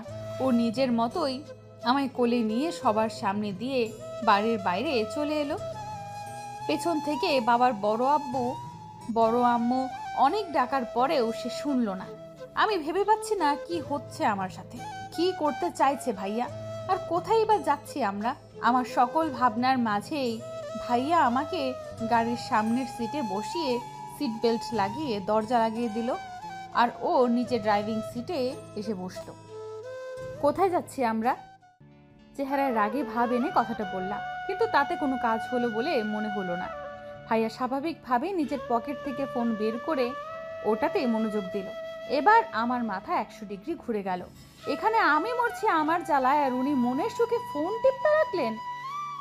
রাগের মাথায় তার হাত থেকে ফোনটা কেড়ে নিতে চাইলেই ভাইয়া হাত সরিয়ে আমার দিকে শান্ত দৃষ্টিতে তাকালো। আমার দিকে তাকিয়ে থেকেই হাতের ফোনটা পকেটে পুরে এবার গাড়ি চালাতে শুরু করলো। এবার আমার টনক নড়ে উঠল। এই গাড়ি থামাও। কোথায় যাচ্ছি আমরা? কোথায় নিয়ে যাচ্ছ আমায়? আমি কোথাও যাব না তোমার সাথে, শুনেছ? আমি তোমার সাথে কোথাও যাব না। গাড়ি থামাও বলছি। এক নাগারে বক বক করতে করতে তার স্টিয়ারিংয়ে থাকা হাত ধরে টানাটানি করছি, আর ভাইয়া একদম ডোন্ট কেয়ার ভাব নিয়ে গাড়ি চালাচ্ছে। বক বক করতে করতে হঠাৎ আমার মনে হলো গাড়ি থেমে গেছে। আমি ভাইয়ার হাত ধরে থাকা অবস্থাতেই আশেপাশে তাকালাম। হ্যাঁ, গাড়ি থেমে গেছে। তাহলে কি ভাইয়া আমার বকবকানিতে রাগ করেই গাড়ি থামালো? এবার আমার ভয় লাগা শুরু করলো। ছোটখাটো একটা ঢোক গিলে ভাইয়ার দিকে তাকাতেই দেখি ভাইয়া গাড়ি থেকে নামছে। আরে কোথায় যাচ্ছ? আমার প্রশ্নের কোনো উত্তর না দিয়ে ভাইয়া গাড়ি থেকে নেমে আমার পাশে এসে গাড়ির দরজা খুলে শটান আমার কোলে তুলে নিল। ভাইয়ার এমন বিহেভিয়ারে সত্যি আমি অবাক হচ্ছি। আসলে কি করতে চাচ্ছে ভাইয়া? আর আমরা কোথায় বা যাচ্ছি? আমি এই জায়গাটা চেনার জন্য আশেপাশে তাকালাম। হঠাৎই আমার চোখের সামনে অফিসের টাঙানো বোর্ডের উপর আটকে গেল। সাথে সাথেই বুকটা ধরাস করে উঠল। এ তো ম্যারেজ রেজিস্ট্রি অফিস, কিন্তু ভাইয়া আমায় এখানে কেন নিয়ে এলো? না না, আর এই লোককে বিশ্বাস করা যাবে না। এর মতলব আমার কাছে ঠিক লাগছে না। তাই নিজের শরীরের সর্বশক্তি দিয়ে নিজের হাত পা ছোড়াছুড়ি শুরু করে দিলাম। ছাড়ো আমায়, আমি কোথাও যাব না। আমায় এখানে কেন নিয়ে এসেছো? আমি যাব না তোমার সাথে, ছাড়ো বলছি আমায়। হাত পা ছোড়াছুড়ি করেও কোনো লাভ হলো না। ভাইয়া খুব শক্তভাবে আমায় ধরে অফিসের ভেতরে ঢুকলো। ও ভেতরে ঢুকতেই দুজন ছেলে ওর সাথে এসে দাঁড়ালো। আমি এই দুজন ছেলেকে চিনি, আরমান ভাইয়ের বেস্ট ফ্রেন্ড রনি আর পিয়াস। ছোট থেকে খুব ভালো বন্ধু এরা। ওরা কাছে আসতেই আরমান ভাই তাদের উদ্দেশ্যে বলে উঠল, সব রেডি তো? হ্যাঁ, সব অ্যারেঞ্জমেন্ট হয়ে গেছে। আরে আমি কাজী সাহেবকেও রেডি করে রেখে দিয়েছি, শুধু তোদের আসার অপেক্ষা ছিল। রনি ভাইয়ার কথা শুনে আমার ভয় আরো দ্বিগুণ বেড়ে গেল। একটা ঢোক গিলে ভাইয়ার দিকে তাকালাম। পিয়াস ভাইয়া আর আরমান ভাইয়ের কোলে দেখে দাঁত কেলিয়ে বলে উঠল, কিরে ভাই, শেষমেশ ভাবিকেও তুলে নিয়ে চলে এলি? অত কথা বাদ দে, আর নিজেদের কাজে মন দে। বলেই আমার একটা চেয়ারে বসিয়ে দিল। আমার সামনে একজন উকিল কালো কোট পরে বসে আছে। ভাইয়া তাকে উদ্দেশ্য করে বলে উঠল, কাগজপত্র সব রেডি? হ্যাঁ হ্যাঁ, শুধু সাইনটা করে দিলেই হয়ে যাবে। বলেই উকিল মহাশয় ভাইয়ার সামনে কিছু একটা কাগজ আর একটা কলম এগিয়ে দিল। ভাইয়া কলম হাতে নিতেই আমি একটা ঢোক গিললাম। আজ তো ঢোক গিলে গিয়েই আমার পেট ভরাতে হবে দেখছি। আরে আমি তো ভুলেই গিয়েছিলাম, এত কিছুর মধ্যে তো আমার ডিনারটাই হয়নি। আমি হয়তো একাই একজন যে বিপদে পড়লে খাওয়ার কথা মনে পড়ে। খাওয়ার কথা মনে পড়তে আমার প্রচণ্ড রকম খিদে পেল। খিদে পেট চোচো করতে লাগলো, কিন্তু নিজের খিদেটাকে এই মুহূর্তে দমন করে ভাইয়ার দিকে মনোযোগ দিলাম। ভাইয়া হাতে কাগজ নিয়ে সাথে সাথে সাইন করে দিল। তার সাথে রনি ভাই আর পিয়াস ভাইও, বুঝলাম তারা সাক্ষী হিসাবে সাইন করলো। এবার এলো আমার পালা। ভাইয়া আমার দিকে তাকাতেই আমার বুক ধক করে উঠল। অলরেডি আমার হাত পা কাঁপাকাঁপি শুরু হয়ে গেছে। কি করব কিছুই বুঝে উঠতে পারছি না। পালাবো নাকি? কিন্তু তার জন্যও তো হাত পা চলার দরকার। আমার তো হাত পা কিছুই কাজ করছে না। ভয়াতুর দৃষ্টিতে ভাইয়ার দিকে তাকালাম। ভাইয়া আমার কাছেই এগিয়ে আসছে। আমার কাছে এসেই পেপারটা আমার সামনে তুলে ধরলো। সাইন কর। না, আমি সাইন করব না বলেই আমি মুখ ঘুরিয়ে নিলাম। কি করে করব সাইন? যতই আমি আরমান ভাইকে ভালোবাসি না কেন, তবুও আমার জীবনে আমার বাবা মার প্রায়োরিটিটা অনেক বেশি। তাদের না জানি আমি কি করে বিয়ে করে নিতে পারি। আমি চাই আরমান ভাইকে বিয়ে করতে, কিন্তু এভাবে নয়। পরিবারের সম্মতিতে বাবা মাকে সামনে রেখে বিয়েটা করতে চাই। বাবা মারও তো কত ইচ্ছে আছে আমার বিয়ে নিয়ে। আমি কি করে তাদের এইভাবে ঠকাতে পারি? আমার কান্না পাচ্ছে, ভীষণ কান্না পাচ্ছে। ভাইয়া যদি আমায় বিয়েই করতে চায় তো কথাটা সবার সামনে কেন বলল না? এইভাবে সবার আড়ালে বিয়ে করার মানে কি? এইসব ভাবনার মাঝেই আমি অনুভব করলাম আমার চেয়ার দুলছে। হঠাৎ এমন কিছু হওয়ায় কিছুটা ভরকে গেলাম, কিন্তু নিজেকে সামলে নিয়ে বুঝলাম ভাইয়া আমাকে তার দিকে ঘুরিয়ে দুই পাশে চেয়ারের হাতল হাতে রেখে একদম আমার মুখের কাছে মুখ এনে বলল, সাইন করবি নাকি আমি ওই মেয়েকে গিয়ে বিয়ে করে নিব যার সাথে আমার বাবা মা আমার বিয়ে ঠিক করেছে? 5 কলেমা 3 বার কবুল আর 101 টাকা দেন মোহরে আমাদের বিয়েটা সম্পূর্ণ হলো। এই মুহূর্তে নিজেকে পৃথিবীর সবচেয়ে বড় স্বার্থপর বলে মনে হচ্ছে, যে নিজের সুখের জন্য বাবা মাকে এভাবে ঠকালো। বাড়িতে গিয়ে কিভাবে সবার সামনে দাঁড়াবো আমি? কিভাবে তাদের জানাবো আরমান ভাইকে পাওয়ার লোভে আমি তাদের শখ আহ্লাদকে জলাঞ্জলি দিয়ে এসেছি? তারা কি সহ্য করতে পারবে এটা? বাবা মাকে কি করে বলবো যে তাদের মেয়ে এতটা স্বার্থপর হয়ে গেছে? খুব কান্না পাচ্ছে আমার, খুব। আমার সাথেই কেন এমন হয় আমি বুঝি না। যেখানে আরমান ভাইকে দিয়ে করার খুশিতে আমার লাফানো উচিত, সেখানে আমি কিনা বাবা মাকে কি জবাব দিব সেই ভাবনায় বিভোর। আমার ভাবনার মাঝে আরমান ভাই আমায় কোলে তুলে নিলেন। বুঝতে পেরেছি এই লোক আজ আমায় আর হাঁটতেই দেবে না। সেই কখন থেকে শুধু কোলে চড়েই বেড়াচ্ছে ছোট বাচ্চাদের মতো। আমি কি হাঁটতে পারি না নাকি? আমি অসহায় দৃষ্টিতে ভাইয়ার দিকে তাকালাম। ভাইয়া প্লিজ নিচে নামাও। আমায় বাড়ির লোক এভাবে দেখলে আমায় অস্বস্তিতে পড়তে হবে, প্লিজ। আমি আমার মিনতির সুরও বুঝি তার কান অব্দি গেল না। সে নিজের মতোই হেঁটে চলেছে, কিছুক্ষণের মধ্যে বাড়িতে ঢুকতেই দেখলাম সকলে এখনো ঘরেই বসে আছে। সবার চোখে মুখে চিন্তার ছাপ। নিশ্চয়ই আমাদের জন্যই চিন্তা করছিলেন। কিন্তু মুহূর্তেই আরমান ভাইয়ের কোলে আমায় দেখেই চিন্তার ছাপটা বদলে গিয়ে সবাই অবাক চোখে আমাদের দিকে তাকালো। আরমান ভাই সবার সামনে এসে আমার কোল থেকে নামিয়ে দিল। আমি মাথা নিচু করে দাঁড়িয়ে আছি। আমাদের দাঁড়িয়ে থাকতে দেখে আব্বু বলে উঠল, এটা কিরকম আচরণ আরমান? এত রাতে কোথায় গিয়েছিলি তোমরা? বিয়ে করতে। আরমান ভাইয়ের এমন সোজা সাপটা কথায় আমার হার্ট ফেল হওয়ার জোগাড়। এই লোকের কি একটুও ভয় করছে না? কি বলছিস কি আরমান? যা বলছি সত্যি বলছি। এসবের মানে কি? পাগল হয়ে গেছিস তুই? এখানে তোর বিয়ে ঠিক হয়ে গেছে আর তুই কিনা মিতুকে বিয়ে করে নিয়ে ঘরে ঢুকলি। আমাদের একবারও জানানোর প্রয়োজন বোধ করলি না? বাবা বিয়েটা ঠিক করার সময় যখন তোমরা আমার মতামত নেওয়ার প্রয়োজন বোধ করনি, তখন আমিও বিয়ে করার সময় তোমাদের মতামত নেওয়ার প্রয়োজন বোধ করলাম না। আরমান ভাইয়ের এই কথাটার মাঝেই আমার মা সামনে এসে দাঁড়ালো। এইসব কি শুনছি মিতু? তুই এতটা নিচে নেমে গেলি? এরকমটা করতে লজ্জা হলো না?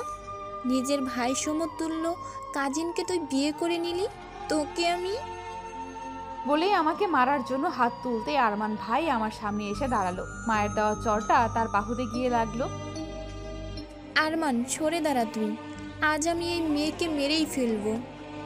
কাকিমা ভুলে যেও না, তুমি কার গায়ে হাত তুলতে যাচ্ছ। সে এখন আমার বিয়ে করা স্ত্রী, আর আমার স্ত্রীর গায়ে হাত তোলার অধিকার আমি কাউকে দেইনি।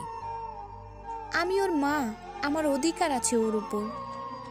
কিন্তু ওর স্বামী আর স্ত্রীর উপর সর্বপ্রথম অধিকার তার স্বামীর থাকে। কথাটা শেষ হতে না হতেই আরমান ভাইয়ের গালে খুব জোরে একটা চর বসলো। চরটা আর কেউ নয়, বড় মা মেরেছে। নাটক করছিস সেখানে?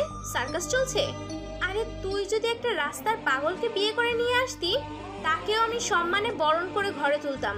কিন্তু এই অপায়া মেয়েকে কখনো আমি এই বাড়ির বউ হিসেবে মানব না। এই মেয়ে তোর জীবন ধ্বংস করে দেবে। সর্বনাশী এই মেয়ে, যার জীবনেই যাই হোক না কেন, যার জীবনেই ধ্বংস করে দেয়। মা ভুলে যেও না, তুমি যার সম্পর্কে কথাগুলো বলছো সে এখন আমার স্ত্রী। নিকুচি করেছে তোর স্ত্রী। মানি না এই অপায়াকে তোর স্ত্রী হিসেবে। তোকে আমি বারবার বলেছিলাম এই মেয়ের থেকে দূরে থাক, দূরে থাক। এই মেয়ে তোর জীবন ধ্বংস করে দেবে। জন্মের পর থেকে শুধু ধ্বংসই করে এসেছে। জন্মের পর পরই নিজের বাপের ব্যবসা গেল, সাথে 2 বছরের জেলও হলো। তারপরে নিজের মাকে বান্দি বানালো। সেদিন ওই পীর বাবাও এই মেয়ের হাত গণনা করে বলেছিলেন এর জীবনের সাথে যে জড়াবে তার জীবনও ধ্বংস ছাড়া আর কিছুই হবে না। আর সেই কথা সত্যিই প্রমাণ হলো যখন এই গ্রামে তার নানার বাড়ি পা রাখতে না রাখতেই বন্যায় তাদের ঘর বাড়ি ভাসিয়ে নিয়ে গেল। আর কিছুদিন আগেও দুবার বিয়ে ভাঙলো ওই মেয়ের। আর কি প্রমাণ চাই এই মেয়ের অপায়া হবার? কতবার আয়েশাকে বললাম এই মেয়েকে দূরে কোথাও রেখে আসতে, কিন্তু ও তো কোনো কথাই শুনলো না। বরঞ্চ এখন আমার ছেলের ঘাড়ে এই মেয়েকে চাপাতে চাইছে। কিন্তু মা হয়ে নিজের ছেলের এত বড় ক্ষতি আমি কিছুতেই হতে দেব না। এই সর্বনাশীকে আমি কিছুতেই আমার ছেলের জীবনে আসতে দেব না। বড় মা এক নাগারে কথাগুলো বলেই যাচ্ছে, কিন্তু আমার আর শোনার ক্ষমতা নেই। সব কিছু কেমন যেন আবছা আবছা লাগছে। চোখের জলটাও অবাধ্য হয়ে এসেছে। আমি অপয়া, সর্বনাশী। আজ বাবা মার এই অবস্থার জন্য আমি দায়ী। শুনেছিলাম আমি ছোট থাকতেই মায়ের একটা অ্যাক্সিডেন্টে মা দ্বিতীয়বারের মতো মা হওয়ার ক্ষমতা হারায়, কিন্তু সেটার জন্য যে আমি দায়ী সেটা কখনোই বুঝতে পারিনি। শুনেছিলাম বাবা খুব শখ করে আমার নামে কোম্পানি খুলেছিল, কিন্তু কারো দেওয়া ধোকার কারণে বাবার কোম্পানি ডুবে যায়, যার সাথে 2 বছরের জেলও হয়। এরপর বাবা না নতুন করে ব্যবসা শুরু করতে পেরেছিল আর নাইবা কোনো জব পেয়েছিল। তখন থেকে বড় আব্বুর দয়ায় আমরা বেঁচে আছি। সবকিছু আমার জন্য হয়েছে, আমার পোড়া কপালের জন্য। হতে পারে দেখার দৃষ্টিভঙ্গি আলাদা, কিন্তু যা বলেছে তা তো সব সত্যিই বলেছে। আমি নানুবাড়ি যাওয়ার পর দিনই তাদের ঘর বাড়ি বন্যায় ভেসে যায়। তার মানে বড় মা ভুল কিছু বলেনি। আমি অপয়া, সর্বনাশী।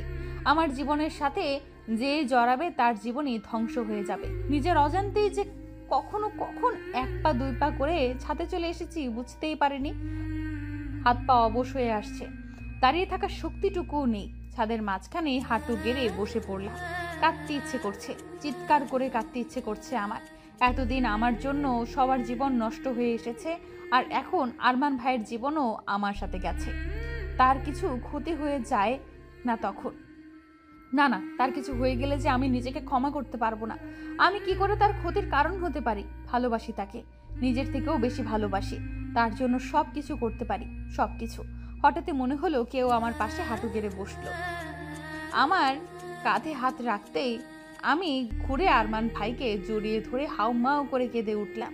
নিজের মনকে হালকা করার খুব জরুরি এখন আমার। ভাইয়া আমায় জড়িয়ে ধরে মাথায় হাত বোলাতে লাগলো, হয়তো কিছু বলতে যাবে, কিন্তু তার কিছু বলার আগেই আমি বলে উঠলাম, আজ আমায় নিজের করে নেবে আরমান ভাই? আমার কথায় আমার মাথায় হাত বোলানো তার হাত থেকে থমকে গেল। আমি এমন কিছু বলবো হয়তো আশা করেনি, কিন্তু আমি চাই আজ তাকে নিজের করে পেতে, নিজের সব কষ্টকে ধুয়ে মুছে নিংড়ে ফেলতে। আরমান ভাই প্রায় অনেকক্ষণ ধরেই নীরবতা পালন করছে, আর আমি তার বুকে মাথা রেখে তার বুকের থুকপুক শব্দটা শুনছি। আজ বুকে শুধু হতাশায় ধরা দিচ্ছে। আজ আরমান ভাইয়ের এই হতাশার কারণটাও আমি। সব কিছুর জন্য শুধু আমিই দায়ী, শুধুই আমি। আমার এই ভাবনায় বিচ্ছেদ ঘটিয়ে আরমান ভাই হঠাৎ করেই আমায় কোলে তুলে নিচের দিকে যাওয়া শুরু করলো, আর আমি চুপচাপ তার বুকে মাথা রেখে বুকের হতাশাগুলো গুনছি। কারণ আমি জানি আজ এই মুহূর্তটা শুধু তার আর আমার। এরপর কি হবে তা কালকের উপরেই নির্ভর করছে। প্রায় ভোর রাত, আমি আরমান ভাইয়ের বুকে মাথা রেখে শুয়ে আছি, আর ও আমায় এক হাতে জড়িয়ে বেঘুরে ঘুমাচ্ছে। ঘুমের মাঝেও আমায় জড়িয়ে রেখেছে, যেন ছেড়ে দিলেই কোথাও পালিয়ে যাব। কথাটা ভাবতেই আমার ঠোঁটের কোণে হাসির রেখা ফুটে উঠল। আমি মাথা তুলে তার দিকে তাকালাম। ইস, কি মায়া এই মুখে! ঘুমিয়ে থেকে যেন এই মায়া আরো বেশি বৃদ্ধি পেয়েছে। আমি তার গালের খোঁচা খোঁচা দাড়িগুলোতে আলতো করে হাত ছুঁয়ে দিয়ে আবার তার বুকে মাথা রাখলাম। কতদিনের লোভ ছিল এই দাড়িগুলো ছুঁয়ে দেয়ার, আজ তা পূরণ হলো।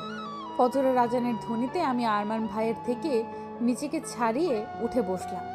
চুলগুলো হাত খোপা করতে করতে কাবার থেকে নিজের ড্রেস নিয়ে ওয়াশরুমের দিকে পা বাড়ালাম। চোখগুলো ভীষণ জ্বালা করছে, হয়তো সারা রাত ঘুম না আসার কারণে। আসলে আমি ঘুমাতেও চাইনি, আরমান ভাইয়ের সাথে কাটানো প্রত্যেকটা মুহূর্তকে শুধু অনুভব করতে চেয়েছি। ঘুমিয়ে পড়ে এই রাতের একটা ছোট্ট মুহূর্তও আমি মিস করতে চাইনি। এই মুহূর্তগুলোকে নিয়েই তো বাকি জীবনটা কাটাতে হবে। আচ্ছা, আমি কি পারবো তাকে ছাড়া থাকতে? না, পারতে আমাকে হবেই। আরমান ভাইয়ের জন্য হলেও আমাকে পারতে হবে। তার ভালোর জন্য আমাকে সব কিছুই পারতে হবে। একটা বুক ফুলানো দীর্ঘশ্বাস ফেলে শাওয়ার শেষে উজু করে ওয়াশরুম থেকে বেরিয়ে এলাম। ফজরের নামাজটা কাজা করলাম। নামাজ শেষে জায়নামাজ গুছিয়ে রেখে আরমান ভাই এক গাদা বই থাকা টেবিলের কাছে গেলাম। একটা নোট পাতার মধ্য পাতা ছিঁড়ে ওটাতে লিখতে বসলাম। লেখা ততটাও ভালো না, ভাঙা ভাঙা হাতা, বাঁকা বাঁকা অক্ষরে মনে আসছিল, তাই লিখে যাচ্ছিলাম। আজ এই লেখাটা আমাদের জীবন বদলে দেবে। এই চিঠিটাই আরমান ভাই আর আমার দুজনের পথ আলাদা করে দেবে। আচ্ছা, সামান্য একটা চিঠির উপর ভিত্তি করে কি ভাইয়া আমার থেকে দূরে সরে যাবে? একবারের জন্য খোঁজার চেষ্টাও করবে না? সে যাই করুক না কেন, আমি তো চাই ভাইয়া আমায় ভুলে যাক, নিজের জীবন নিজের মতো করে সাজিয়ে নিক। আমার মতো একটা পোড়া কপালের জন্য ও কেন নিজের জীবনের সর্বনাশ ডেকে আনবে? আর আমিই বা কি করে হতে দেই এটা? ভাইয়ার ভালোর জন্য আমাকে তার জীবন থেকে দূরে সরে যেতেই হবে, অনেক দূরে যেতে হবে। চিঠিটা লেখা শেষ করে কাগজটা ভাঁজ করে বিছানার পাশের টেবিলে ওয়েট চাপা রেখে দিলাম। তারপর নিজের প্রয়োজনীয় জিনিসপত্র নিয়ে বেরিয়ে পড়লাম ঘর থেকে, আরমান ভাইয়ের জীবন থেকে অনেক দূরে সরে যাওয়ার জন্য, সারা জীবনের জন্য। আজ 11 দিন আমি ওই বাড়ি ছেড়ে চলে এসেছি। এখানে চট্টগ্রামে বসবাসরত এক বন্ধু টিয়ার বাড়িতে উঠেছিলাম। তার মা এক এনজিওর মেম্বার। আমি তাদের সাথে কথা বলেই এনজিওতে একটা কাজের কথা বলি। যেহেতু নিজের এডুকেশনের সকল কাগজপত্র সাথে নিয়েই এসেছিলাম, তাই কাজটা পেতে ততটা বেগ পেতে হলো না। কিন্তু আমার অতীত শুনে টিয়ার মা আমার দিকে এক অন্যরকম নজরে তাকানো শুরু করলেন। সেই নজর খুব সহজেই পড়ে নেওয়া যায়। নিজের লাভের জন্য তো আর অন্যের ক্ষতি করতে পারি না, তাই হাতে যতটুকু টাকা ছিল তার সব কিছু দিয়ে একটা ফ্ল্যাট ভাড়া নিয়েছিলাম। আজ আমি পুরো আর আমার জন্য অন্য কারো কোনো ক্ষতি হবে না। কারো না। রাত 9, ল্যাম্পপোস্টের আলোয় রাস্তার ধার ঘেঁষে আনমনে হেঁটে চলেছি। এনজিওর একটা কাজে এলাকা এলাকা গিয়ে মিটিংয়ের মাধ্যমে সমাজের মানুষদের সামাজিক গুরুত্বপূর্ণ বিভিন্ন ধরনের পরামর্শ দিতে দিতে অনেকটা দেরি হয়ে গেছে। মেইন রোড দিয়েই এলাম। চাইলে রিক্সা ভাড়াও করে নিতে পারতাম, কিন্তু আমি এখনো আমার কাজের মাইনে পাইনি। আর আমার কাছে যতটুকু টাকা আছে সেটা দিয়ে আমায় পুরো মাস চলতে হবে। তাই টাকা বাঁচানোর জন্য ছোট্ট একটা পদক্ষেপ মাত্র এটা। ল্যাম্পপোস্টের মৃদু আলো ছড়াচ্ছে পুরো রাস্তায়, আর আমি একাই একটা মেয়ে হেঁটে চলেছি এক ধোঁয়াশা জীবনের উদ্দেশ্যে। এই মুহূর্তে বাড়ির লোকদের কথা খুব মনে পড়ছে আমার। আচ্ছা, বাবা মা যখন আমায় বাড়িতে খুঁজে পায়নি তখন তাদের মানসিক অবস্থা কেমন ছিল? নিশ্চয়ই খুব কেঁদেছে। আর আর আরমান ভাই, সে কি আমায় খুঁজেছে, নাকি চিঠিটাকেই মান্য দিয়ে নিজের নতুন করে জীবন শুরু করেছে? এই 11 দিনেই কি ও আমায় ভুলে গেছে? আচ্ছা, আমার কথা মনে করে ও, নাকি সব কিছু আবেগ ভেবে উড়িয়ে দিয়েছে? চোখের কোণটা ঝাপসা হয়ে এলো। ডান হাতের উল্টো পিঠ দিয়ে চোখটা মুছতেই পেছনে খুব দ্রুত চলন্ত গাড়ির শব্দ পেলাম। ভয়ে পেছনে তাকিয়ে দেখি গাড়িটা খুব দ্রুত আমার দিকে এগিয়ে আসছে। মুহূর্তের মধ্যেই মনে হলো এখানে আমার থমকে যাবে। নিজের অজান্তেই নিজের হাতটাকে সাহারা ভেবে ডান হাত মুখের সামনে নিয়ে এসে বাঁচার চেষ্টা করলাম, কিন্তু এ কি? হঠাৎই মনে হলো গাড়ি আমার খুব কাছে এসে থেমে গেছে। হাত সরিয়ে সামনে তাকাতে যাব তার আগেই কারো হাত খুব শক্ত করে আমায় গলা চেপে ধরে আমায় পিছিয়ে নিয়ে যেতে যেতে কিছু একটার সাথে আমার পিঠ ঠেকালো। ঘটনাটা খুব দ্রুত ঘটে যাওয়ার জন্য আমার মাথায় কিছুই ঢুকলো না। নিজের হাত পেছনে নিয়ে গেলে বুঝতে পারলাম আমি গাছের সাথে আটকেছি। এবার আমি গাছ থেকে হাত সরিয়ে গলায় থাকা হাতটা ধরে নিজেকে ছাড়ানোর চেষ্টা করতে লাগলাম। এই যেন আমার দম বন্ধ হয়ে যাবে। আমি বাঁচার জন্য ছটফট করতে করতে সামনের দিকে তাকাতেই থমকে গেলাম। ল্যাম্পপোস্টের আলোর সাথে গাড়ির হেডলাইটের আলোয় আরমান ভাইয়ের ভয়ঙ্কর মুখটা আরো বেশি ভয়ঙ্কর হয়ে উঠেছে। আমি আমার গলায় থাকা হাতটার কথা ভুলে তার দিকে অবাক চোখে তাকালে, ইস, কি অবস্থা করেছে নিজের চেহারার। উস্কো খুস্কো চুল, খোঁজা খোঁজা দাড়িগুলোকেও হালকা বেড়ে গেছে। চোখের লাল আভাটা যেন আমায় জ্বালিয়ে দিচ্ছে। ভাইয়া এবার আমার গলায় হাত রেখে আমার দিকে কিছুটা এগিয়ে এলো। আমার চোখে চোখ রেখে বলল, সাহস হলো কি করে তোর আমার থেকে দূরে পালাবার কথা ভাবতে? আরমান ভাইয়ের মুখ থেকে এক উদ্ভট গন্ধ বেরোচ্ছে। বুঝলাম ভাইয়া ড্রিঙ্ক করেছে, আর তাই এতটা কন্ট্রোল লেস হয়ে গেছে। আমায় চুপ থাকতে দেখে ভাইয়া আরো কঠিন গলায় বলে উঠল, যদি দূরেই চলে যাবি তাহলে সেই রাতে আমার সাথে বিছানায় শুয়েছিলি কেন? নিজের শরীরের খিদে মেটানোর জন্য? তার কথায় এইবার আমি ঘেন্নায় মুখ সরিয়ে নিলাম। অস্পষ্ট কণ্ঠে কিছু বলতে যাব তার আগেই আরমান ভাই আলমোড়ো শক্ত করে আমার গলা চেপে ধরে বলল, চুপ, একদম চুপ। একটা শব্দ গলা থেকে বের করলে গলা চেপে মেরে এখানেই পুঁতে রাখবো। কি ভেবেছিস কি তুই আমি তোকে খুঁজে পাবো না? এই পৃথিবীর যেই কোণাতেই লুকিয়ে থাক না কেন, তোকে আমি খুঁজে বের করবই।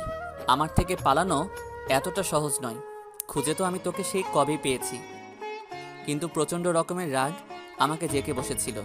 ভেবেছিলাম যখন তুই আমার থেকে দূরে গিয়ে নতুন জীবন শুরু করতে চাস, তাহলে আমি কেন পারবো না? ভুলতে চেয়েছিলাম তোকে। তোকে ভোলার জন্য সব ধরনের মাদকদ্রব্য সেবন করে মাদকাসক্ত হয়েছি, কিন্তু তোর নেশা সব কিছুকে হার মানিয়ে দিয়েছে। একটা মুহূর্ত তোকে ভুলতে দেয়নি আমায়। নেশা তুই আমার, তোর নেশাতে নেশাগ্রস্ত আমি। তোকে ছাড়া থাকা অসম্ভব। আরমান ভাইয়ের কথাগুলো বলতে বলতে আমার গলা ছেড়ে গালো বুড়ো আঙুল দিয়ে স্লাইড করতে লাগলো। নিজের ঠোঁট আমার ঠোঁটের একদম কাছাকাছি নিয়ে এলো। তার এমন আচরণে আমার বুক দুমড়ে মুচড়ে যাচ্ছে। ভীষণ কান্না পাচ্ছে আমার। কাঁদতে ইচ্ছে করছে। তার বুকে মাথা রেখে কাঁদতে ইচ্ছে করছে, কিন্তু আমার সব ইচ্ছেকে ধুলি চাপা দিয়ে ভাইয়া হঠাৎই আমার গাল ছেড়ে হাত ধরে টানতে টানতে গাড়ির দিকে নিয়ে যেতে লাগলো। হঠাৎ করেই আমার গালে খুব জোরে একটা চড় পড়ে। গালে হাত দিয়ে অশ্রুসিক্ত চোখে অপরাধীর মতো মাথা নিচু করে দাঁড়িয়ে আছি বাড়ির সকলের সামনে। থামলে কেন কাকি? আরো দুটো কষে দাও। এই মেয়ে এটারই যোগ্য। আরমান ভাইয়ের কথা শুনে আমার কান্নার বেগ আরো বেশি বেড়ে গেল, কিন্তু আমার মা আমার কান্নাকে পাত্তা না দিয়ে আমার দু বাহু শক্ত করে ধরে নিজের দিকে ঘোরালো। বলতে পারিস তোর কোন জিনিসটাই আমরা কোনো কমতি রেখেছি? এত ভালোবেসেছি তোকে, নিজেরা না খেয়ে তোকে খাইয়েছি, আর তুই এত বড় একটা ভুল সিদ্ধান্ত নিয়ে বসলি। এইদিকে তাকা, বাড়ি থেকে চলে যাওয়ার সময় একবারও কি তোর আমাদের কথা মনে পড়েনি? একবারও মনে হলো না আমরা কি নিয়ে বাঁচবো? তুই তো আমাদের একমাত্র সম্বল রে, তোকে নিয়েই বেঁচে আছি আমরা। তাহলে কোন সাহসে তুই এই সিদ্ধান্ত নিলি? কিভাবে চলে গেলি তুই আমাদের ছেড়ে? কথাগুলো বলতে বলতেই মা কান্নায় ভেঙে পড়ল। মায়ের কান্না দেখে আমারও ভীষণ কান্না পাচ্ছে। এবার বুঝতে পেরেছি আমি কত বড় ভুল করেছি। তাদের ভালো করতে গিয়ে যে তাদের এতটা কষ্ট দিয়ে ফেলেছি বুঝতেই পারিনি। আরমান ভাই ঠিক ছিল, আরও কিছু চরের যোগ্য আমি। এতটুকু শাস্তিতে হবে না আমার। মাথা নিচু করে কেঁদেই চলেছি, তখনই বড় মা এগিয়ে এলো। আমি বলেছিলাম না এই মেয়ে যার জীবনেই যাবে তার জীবনটাই ধ্বংস করে দেবে। এই মেয়ে একবার দেখ আমার ছেলের জীবনটা কি করেছিস তুই। কয়েকদিনে তো ওর মুখটা দেখারও সুযোগ হয়ে ওঠেনি। যদিও কখনো কখনো বাড়ি ফিরেছে, তখন তো তার দিকে তাকানো কষ্টদায়ক হয়ে গিয়েছে। কি অবস্থা হয়েছে আমার ছেলেটার চেহারার, সব তোর জন্য হয়েছে। আমার ছেলের এই অবস্থার জন্য তুই দায়ী। স্টপ ইট মা, এখনো তোমার বলা শেষ হয়নি? সেদিন কি কিছু কম বলেছিলে যে আজ আবার শুরু হয়ে গেলে? হ্যাঁ, তোমার ছেলের এই অবস্থার জন্য ওই মেয়েটাই দায়ী, কিন্তু ও আমার জীবনে আসার জন্য নয়, কিছুদিনের জন্য ও আমার জীবন থেকে চলে যাওয়ার জন্য আমার এই অবস্থা। আমি বুঝি না তুমি এমন নিকৃষ্ট মানসিকতার কি করে হতে পারো। কিছু দুর্ঘটনাকে তুমি মৃত্যুর ঘাড়ে চাপিয়ে দিচ্ছ। আমি কোনো দুর্ঘটনাকে চাপিয়ে দিচ্ছি না ওর ওপর, যা সত্যি তাই বলছি। কোন সত্যির কথা বলছো? কাকার ব্যবসায় ধোঁকা খাওয়ার কথাটা?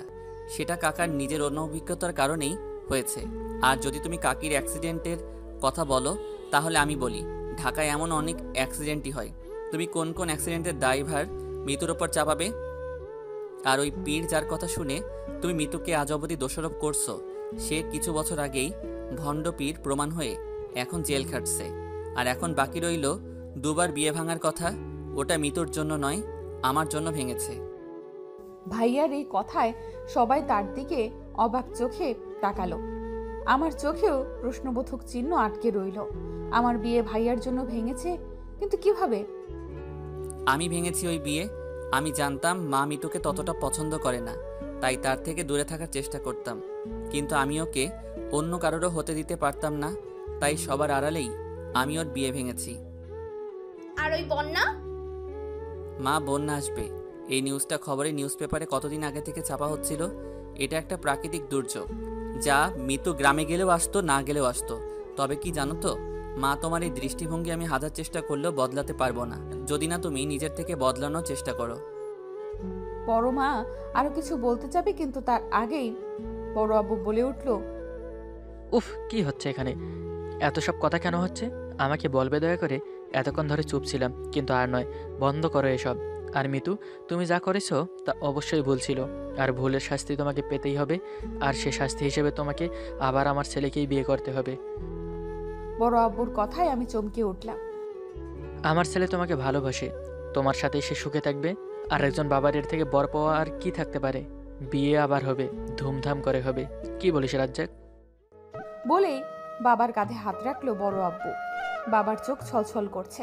তার সাথে আমারও। প্রায় 1 মাসের মধ্যে দ্বিতীয়বারের মতো আমাদের বিয়েটা হলো। তবে এই বিয়েটা পরিবারের সম্মতিতে, ধুমধাম করে, একদম আমার স্বপ্নের মতো করেই পেয়েছি আমি আমার ভালোবাসার মানুষকে। কিন্তু এই কয়দিনে আরমান ভাই আমার সাথে তেমন কোনো প্রয়োজন ছাড়া কথাই বলেনি। হয়তো এখনো অভিমান করে আছে আমার উপর। বড় মাও কেমন ভারী ভারী, হয়তো আমায় মেনে নেওয়ার চেষ্টা করছে। কিন্তু যেই কাজটা এতদিন ধরে হয়নি, সেটা এত সহজে কি হতে পারে? তারপরও হয়তো নিজেকে বদলানোর চেষ্টা করছে। আমি এই মুহূর্তে লম্বা ঘুমটা টেনে আরমান ভাইয়ের ঘরে বসে আছি তার অপেক্ষায়, কিন্তু তার আসার এখনো কোনো নামগন্ধ নেই। নিশ্চয়ই বাইরে তার বন্ধুরা তাকে আটকেছে। বেচারার হাল বোধ হয় আজ তার বেহাল করে দিয়েছে। ভাইয়ার বেচারা মার্কা মুখটা ভাবতেই বেশ হাসি পাচ্ছে আমার। আনমনে তার কথা ভেবে হাসছি। ঠিক তখনই দরজা খোলার শব্দ কানে এলো। বুঝলাম ভাইয়া এসেছে। আমি উঠে তাকে সালাম করতে যাব, তার আগেই ভাইয়া সরে গেল। আমি অবাক চোখে তার দিকে তাকাতেই সে অন্যদিকে মুখ করে বলল, অনেক রাত হয়েছে, শুয়ে পড়ো। কথাটা বলেই ও বারান্দায় চলে গেল। তার এমন কথায় আমার ভীষণ কান্না পাচ্ছে। ভাইয়া কি তাহলে আর কোনো দিনও আমার সাথে কথা বলবে না? আমার একটা ভুলের জন্য আমায় এত বড় শাস্তি দেবে ও? নিকুচি করেছে তার শাস্তি, মানে না আমি কোনো শাস্তি টাস্তি। আজ তো তাকে আমার সাথে কথা বলতেই হবে। দেখি কি করে কথা না বলে থাকে। আমি আমার ভারী শাড়িটা 2 হাতে উঁচু করে ধরে বারান্দার দিকে অগ্রসর হলাম। আরমান ভাই উল্টো ঘুরে ব্যস্ত নগর দেখতে দেখতে সিগারেটের ধোঁয়া উড়াচ্ছে। ও মাঝে মাঝে স্মোক করত। আমি সেটাকে পরোয়া না করে সোজা তার সামনে গিয়ে রেলিংয়ে ঠেস দিয়ে দাঁড়ালাম। আমাকে হঠাৎই তার সামনে আসতে দেখে ব্রু কুচকে কিছুক্ষণ তাকিয়ে থেকে অন্যদিকে যাবে তার আগে আমি আবার তার সামনে গিয়ে তার পথ আটকালাম। এবার হয়তো আরমান ভাই কিছুটা বিরক্ত হলো। ব্রু কুচকানোর সাথে সাথে দাঁতে দাঁত চেপে ধরে একদম আমার দিকে এগিয়ে এসে কিছু বলতে গিয়েও থেমে গেল। তার এগিয়ে আসাতে আমি কিছুটা ভয় পেয়ে পেছনে ঝুঁকে গেলাম। যার রাগ যদি চরটর মেরে বসে তখন। কিন্তু আরমান ভাই কিছু না বলেই আবার সেখান থেকে চলে আসবে, তখনই আমি তার ডান হাত চেপে ধরলাম।